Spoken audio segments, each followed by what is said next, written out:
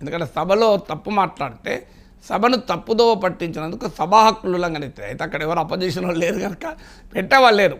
మనం ఎందుకంటే సో అందువల్ల చంద్రబాబు నాయుడుకు నా అపీల్ ఏంటంటే, ఒకటి, మేము చెప్పింది మేము చదివింది తప్పు కావచ్చు. ఎందుకంటే మీ అనుభవం ముందు మేమెంత, చంద్రబాబు నాయుడు 1978లో ఎమ్మెల్యే అయ్యారు, చట్టసభలో ఎంటర్ అయ్యారు. నేను 1978లో ఇంటర్మీడియట్ ఫస్ట్ ఇయర్లో ఉన్నా. సో నాకున్న నాలెడ్జ్ చాలా పరిమితం చంద్రబాబు నాయుడుకున్న నాలెడ్జ్లో. సో నేను ఇంటర్మీడియట్ ఫస్ట్ ఇయర్లో ఉన్నప్పుడు ఆయన ఎమ్మెల్యేగా ఎలక్ట్ అయ్యాడు. ఆయన ఎమ్మెల్యే అయిన 30 ఏళ్ళ తర్వాత నేను ఎమ్మెల్సీ అయ్యాను. నేను చట్టసభలో ఎంటర్ అయింది 30 ఇయర్స్ తర్వాత. అంటే చట్టసభల అనుభవంలో చంద్రబాబు నాయుడుకు నాకు 30 ఇయర్ గ్యాప్ ఉంది. చంద్రబాబు నాయుడు 9 సార్లు ఎలక్ట్ అయ్యాడు, నేను 2 సార్లు ఎలక్ట్ అయ్యాను. చంద్రబాబు నాయుడు గారు 14 ఏళ్ళు ముఖ్యమంత్రిగా ఉన్నారు. అందువల్ల బహుశా ఆయనకు ఇన్ఫర్మేషన్ ఎక్కువ ఉంటుంది. అందువల్ల దయచేసి చెప్పితే మేము మా రాజ్యాంగ అవగాహన మార్చుకుంటాను. లేదు, కనీసం అసెంబ్లీలో నేను హిందీ జాతీయ భాష అన్నాను, అది నిజం కాదు, భారతదేశంలో ఒకే జాతీయ భాష అంటూ లేదు అని నేను పొరపాటున అన్నానని వివరణ ఇవ్వచ్చు, తప్పలేదు. ఎందుకంటే మనకు ఎవరమైనా తప్పు మాట్లాడచ్చు కదే, అభ్యంతరం ఏముంది. మనం ఏం దేవులం కాం కదా, మేమందరం మానవులమే, మానవ సహజమైన తప్పులు ఎవరమైనా చేస్తాం. So but we need to be corrected. ఎందుకంటే పబ్లిక్ డిస్కోర్స్లో తప్పు ఉండకూడదు. భవిష్యత్ తరాలు చంద్రబాబు నాయుడు అసెంబ్లీలో చెప్పింది నిజం అనుకుంటారు కదా, నాగేశ్వర్ మాట్లాడిందే చాలామంది నిజం అనుకుంటారు. అందువల్ల దీనిపైన క్లారిఫికేషన్ ఆంధ్రప్రదేశ్ శాసనసభలో ఇస్తే, ఎస్ హిందీయే జాతీయ భాష, ఫలానా రాజ్యాంగ నిబంధన, ఫలానా సుప్రీంకోర్టు తీర్పు అని చెప్పండి, మేము మార్చుకుంటాం.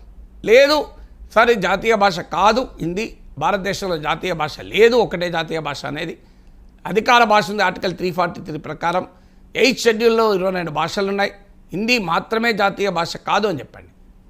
అందువల్ల ఈ రెండిట్లో ఏదో ఒకటైతే క్లారిటీ రావాలి కదా. ఆంధ్రప్రదేశ్ అసెంబ్లీలో ఈ భాష మీద చర్చ సందర్భంగా చంద్రబాబు నాయుడు ఈ మాతృభాష ప్రాసెసింగ్ గురించి వివరిస్తూనే జాతీయ భాష హిందీ, ఇంటర్నేషనల్ లాంగ్వేజ్ ఇంగ్లీష్ అని కామెంట్ చేశారు. ఒకసారి బయట ప్లీజ్. ఇది కూడా మీరు గుర్తుపెట్టుకోవాల్సిన అవసరం ఉంది. ఇంగ్లీష్ తోనే నాలెడ్జ్ వస్తుందని మాట్లాడే పరిస్థితికి వచ్చారు. ఇదే హౌస్ లో నేను చూశాను. లాంగ్వేజ్ అనేది కమ్యూనికేషన్ మాత్రమే, లాంగ్వేజ్ తో నాలెడ్జ్ రాదు. నాలెడ్జ్ వచ్చేది మాతృభాషలో చదువుకున్న వాళ్లే. ఈ రోజు ప్రపంచం మొత్తం ఎక్కడ రాణించినా మాతృభాషలో చదువుకున్న వాళ్లే రాణించారు. చాలా ఈజీ టు లెర్న్. అలాంటిది ఈ రోజు ఈ ప్రభుత్వం కూడా నేను చాలా స్పష్టంగా మీ అందరికి చెప్తున్నా, లాంగ్వేజ్ అనేది ద్వేషించడానికి కాదు. ఈ రోజు మనం ఇక్కడ మాతృభాష తెలుగు, హిందీ జాతీయ భాష, ఇంటర్నేషనల్ లాంగ్వేజ్ ఇంగ్లీష్.